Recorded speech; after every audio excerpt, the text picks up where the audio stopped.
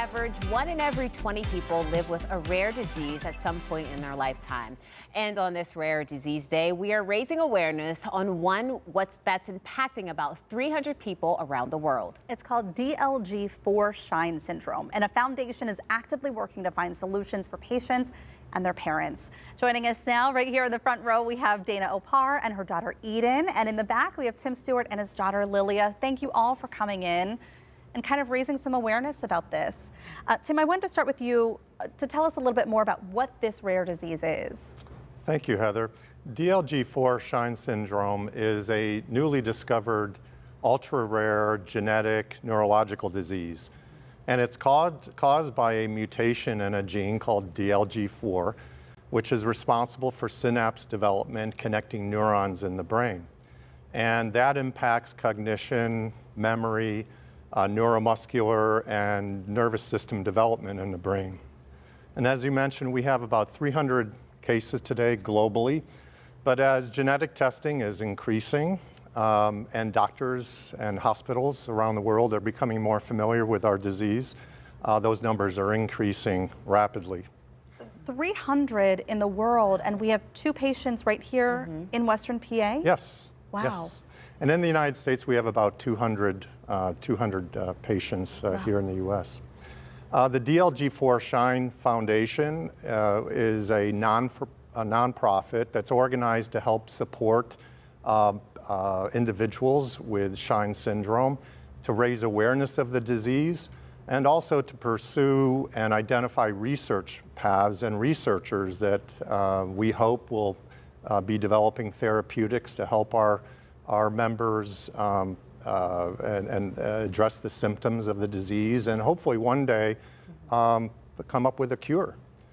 Dana and I both sit on the board, as well as other dedicated parents who are volunteering their energy and time to support our community and to hopefully find a cure. Oh, that's so good. And Dana, I know you have your daughter Eden here with you, but before we talk to her, what are some of the daily challenges that she faces? What does this look like every day for you? Well, excuse me, the symptoms vary from person to person and in severity.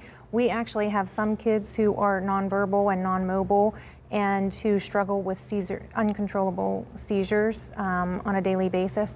And then we also have individuals like Eden and Lilia who don't necessarily present with physical attributes that really identify their internal struggles. For both of you as parents, I know sometimes just getting to the root of what it is so you can begin to get help and assistance can be the hardest battle to overcome. You need to know what it is before we can start to get the proper help. What was that like for you, just trying to get the answer? You know, it's been Eden's 16, so it's been a 16-year journey. This is something that we just found out about last June. Wow. So finding the community has been extremely helpful, and being able to connect with other families who have individuals, loved ones with those similar symptoms. And then just have that community of support. Right. And today's actually the first day that Tim and I and Eden and Lilia met. So yeah, it's provided a wealth of benefits, just knowing the other people. But to go back to the symptoms, SHINE is actually an acronym for the symptoms. So sleep disturbances, which can include anything from difficulty with falling asleep and staying asleep to night awakenings and insomnia. Hypotonia is a disorder that causes low core muscle tone, and that involves struggles with gross motor and fine motor development, as well as speech. Intellectual disabilities, which impair problem solving. Yes. Neurological disorders like sensory processing disorder, ADHD, and autism. And then epilepsy, which actually impacts about 50% of our population. Wow. Yeah, so it's a whole host of things. I can understand why it took so long to get a diagnosis for so many. Yes. Yeah. So Eden, from what I understand, you like musical theater. Can you tell us a little bit about that? What? What kind of musicals do you like? Bye Bye Birdie. Bye Bye Birdie. Good. Oh, that's a good one. That is a good one. Lilia, how about for you? What are you into? Sports? Yeah. Which sports? Volleyball,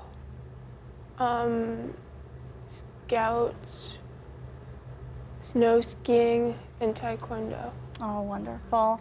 You know, for these kids, for anyone's kids, we want to give them the best experience they can have as children and as they grow into adults.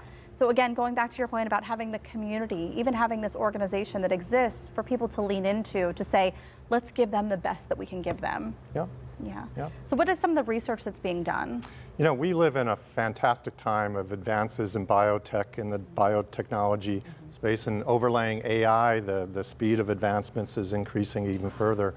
So the foundation is pursuing two pathways in research. One is in gene therapy, and then the other is in drug repurposing, finding a molecule that can alleviate our issues. Yeah.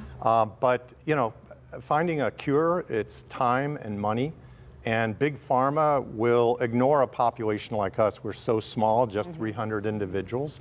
And so the foundation is really reliant on its members, our families, their friends and employers to raise money and funding to pursue these research endeavors.